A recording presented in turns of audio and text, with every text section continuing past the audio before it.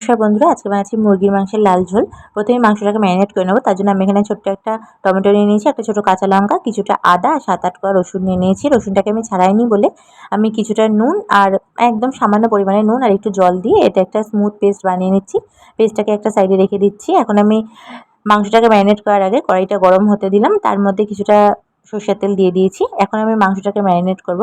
তার জন্য আমি মাংসটার মধ্যে দিয়ে দিচ্ছি 1.5 চামচ ঘরে পাতা টক দই, দিয়ে দিচ্ছি হলুদ গুঁড়ো আর লাল লঙ্কার গুঁড়ো।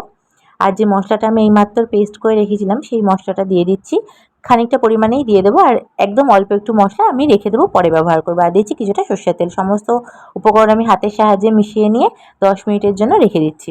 এখন কড়াইতে যে তেলটা আমি গরম করেছি তার মধ্যে আমি 4টে আলু নিয়েছিলাম। আলুগুলোকে ছুলে ভালো করে ধুয়ে একটু ভাজা হতে দিয়ে দিলাম। এর মধ্যে দিয়ে দিচ্ছি হলুদ গুঁড়ো, দিয়ে ভালো করে আমি আলুটাকে লাল না হওয়া পর্যন্ত ভেজে নেব ভালো করে।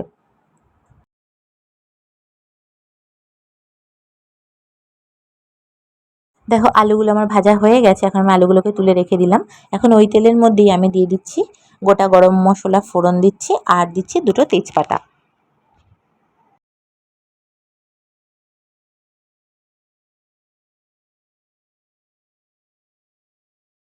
মশলাটা থেকে একটা সুন্দর ঘ্রাণ বেরোলে কিছু কুচনো পেঁয়াজ দিয়ে দিলাম।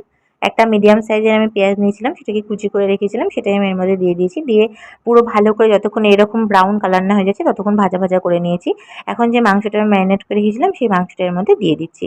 দিয়ে আবারও আমি সমস্ত উপকরণগুলোকে ভালো করে খুন্তির সাহায্যে কষিয়ে নেব। এই 5-7 মিনিট মতন আমি এটাকে কষিয়ে নেব হাই ফ্লেমে। এখন এখানে দিয়ে দিচ্ছি পেঁয়াজ, আদা, রসুন বাটা ওই 1.5 চামচ মতন। খুব বেশি দেবো না, নইলে খুব ক্যাতক্যাতে হয়ে যাবে ঝোলটা আমার।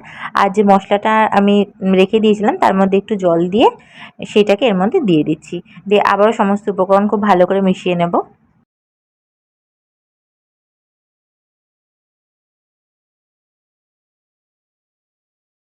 প্রায় 5-7 মিনিট নাড়াচাড়া করার পরে মাংসটার মধ্যে আমি এই পর্যায়ে আলুটা দিয়ে দিচ্ছি। আলুটা দিয়েই আমি ঢাকা চাপা দিয়ে দিচ্ছি।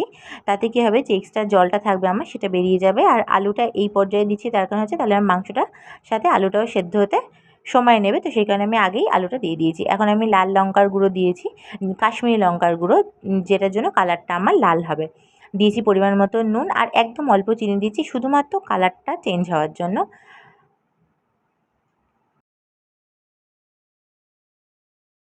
সমস্ত কিছু একবার কষিয়ে নিয়ে তারপর আমি একটু পরিমাণ মতন জল দিয়ে দিয়েছি। এবার আমি একটা ঢাকনা চাপা দিয়ে গ্রেভিটাকে ফুটতে দেবো। ব্যাস আলুটা সেদ্ধ হয়ে গেলে আমি নামিয়ে নেব। দেখো ঠান্ডা হয়ে যাওয়ার পর আমি তোমাদের তুলে দেখাচ্ছি এই রকম ঝোলটার কালারটা আসবে।